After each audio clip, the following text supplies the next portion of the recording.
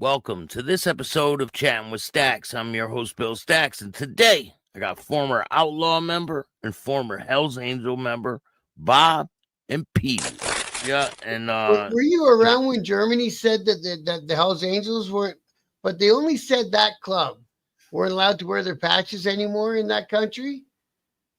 Yeah, I was there. It started off in Hamburg, Germany. I would run into those members, and they weren't wear. Yeah. Oh, there it is, right there. Wow. Oh yeah. They have an African American member, and I said, "Do you get crazy looks?" He said he's usually all masked up, and when he pulls his mask up, people are like, then he just drives away. And I mean, they explained it to him. Listen, this symbol is from back in the day. They brung home war trophies and things like that, and that's like part of what it is. And it's a dead issue. They accepted him in, and he's one of the family. It's pretty wild. But Australia, I interviewed one of the Australian members. Australia made them take that part of their patch off because the government did. You cannot have that in Australia. So the Australia chapter only has a wheel with spokes. Well, those guys in Australia, all them different clubs down there, because there's a bunch of them. Oh God. And they brought it on themselves. They've been shooting and killing each other for fucking ages. Hey Bob, did you ever see that one? I just seen it on YouTube. Did you ever see that one with the Finks and the Angels at the MMA fight?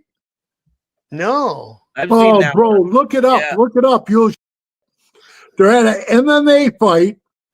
Oh, and that they was started wild. Fighting. The Finks and the Angels started fighting right there on the floor. The guys are in the ring fighting. They're fighting. And, man, they're going at it. And this is all you hear about. Pop, pop, pop, pop, pop, pop, pop. Bullets are flying. People are hitting the floor. You got to see it, bro. It's crazy as hell. Jesus. That's up on my Patreon. My Patreon channel has that video up there. That's a crazy one, bro. I remember after I was done being in the club and stuff, I got arrested on some more charges, bad stuff. One of my co-accused was a Hells Angel from Montreal, because this one kid was doing business with me and the Hells Angel guy. And this is after Bob Bouchard had been wrapped up and sent to prison and stuff. And then someone during that time had flipped. So this guy, my co-accused, he dealt with his blow charges in Ontario, and the cops came from Quebec and picked him up and back off to jail. He went there, and about 20 of those guys all got picked up, and they're all just starting to get out around now. So whatever it was a big investigation, and they were in for a long time. It's got to be 10, 15 years ago now. So, yeah, there was a lot of bad things going on in Quebec, and those guys were getting big time. There's a pagan on the left. Oh, okay. Yeah, the one on the right is the one that got assassinated in the Bronx. He was the president, Hector. Who was he? He got killed. He got killed by the two Hells Angels that jumped out with silencers. Remember that? Oh, yeah, they got caught. Yeah. When you see him running across the street. Yeah, with the guns, with silencers. Yeah. And you know how they got him, Bob? When they took off in that stolen car, the cameras on the corners of all the lights, they watched exactly where the car went. They just, every time it turned, they just watched the camera. They saw him pull into an empty parking lot, throw all the shit in the car, jump into their other car, take off. They got the plate, got him. Yeah. They got 3 Hells Angels for that. And the whole premise behind that shooting was allegedly the pagans shot up the clubhouse for the Hells Angels. Yeah. The day before, a couple of days before their new clubhouse in New York, right? In the Bronx. And they suspected that it was them, and they sent these guys, and they got caught. That clubhouse was in the Bronx. Hadn't there been something prior to that too, that there was an event that was open to the public, but it was traditionally an event that the Hells Angels went to, and the pagans decided to come that year and took some. Oh, the Hellraiser's ball. The Yeah. Hellraiser. And they got knuckled around pretty good that night, didn't they? Yeah, one of them died. Matter of fact. Oh, No, one of the pagans died. Yeah, the pagans got shot by An oh angel. my God. Yeah. I'm telling you, my brain, man, the older I get, bro. They ended up dropping the charges against That's a that good angel. thing. No, you know what he did? He had to do a year for an unregistered gun. But he shot like 2 of them, and one of the guys died in a van. They were trying to get him to the hospital, and he died in a van. Yeah. And I can't think of his. God damn, man, I'm telling you, I can't Get his think of it. name. Yeah, I got a picture of him. He's got long black hair. He's a big man. And then they screwed him around, and he left. He was from Long Island, and he left Long Island, and he ended up moving to Myrtle Beach, I think. And then he was in Myrtle Beach for a while, and then they got rid of him. You know, they kicked him out of the club. I don't know, man. It's like I said, man.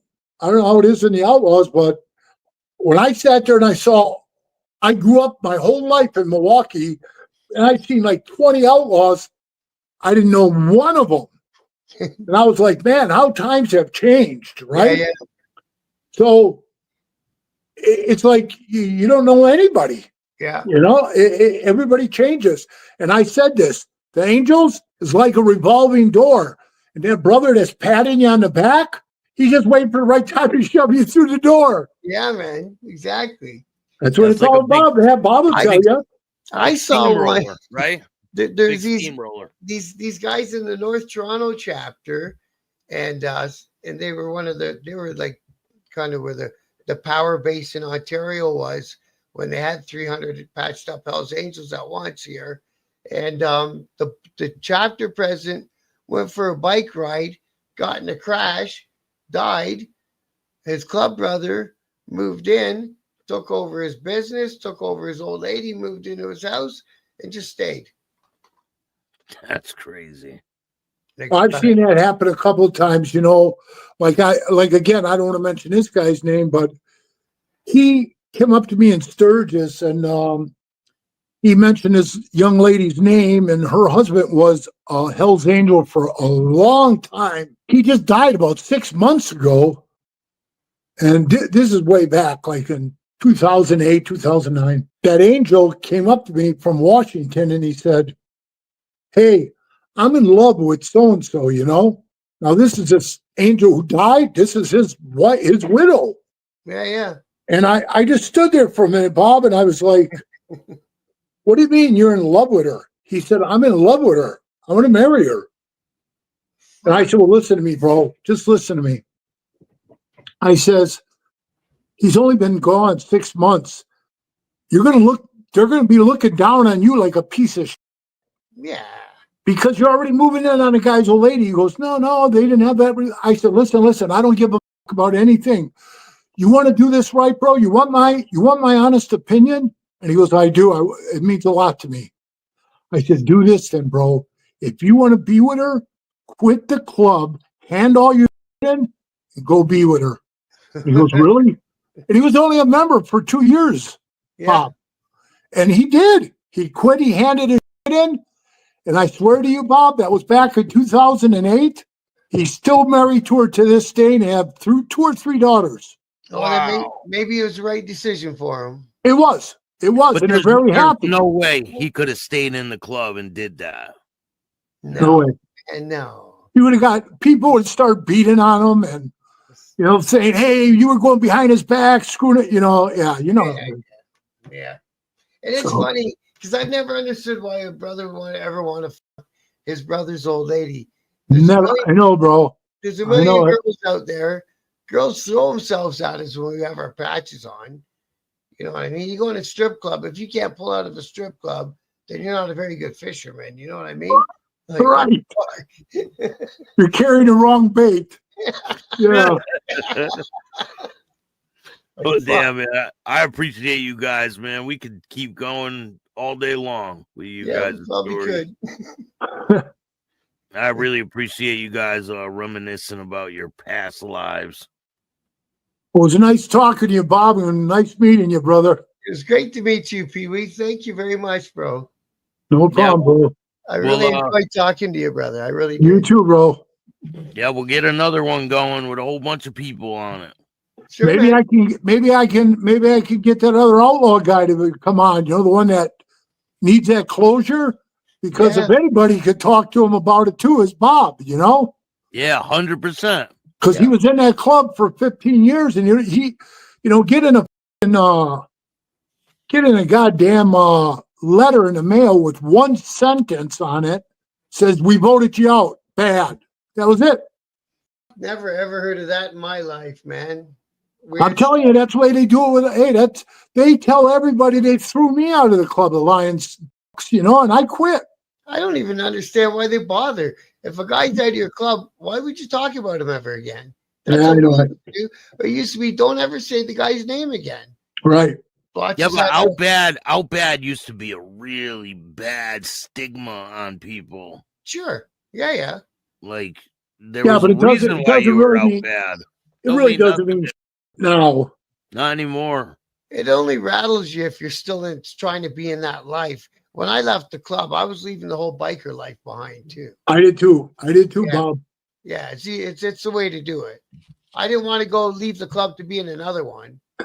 I was done. Hell no. No. Because you're gonna run into him at the Harley shop, right? Eventually.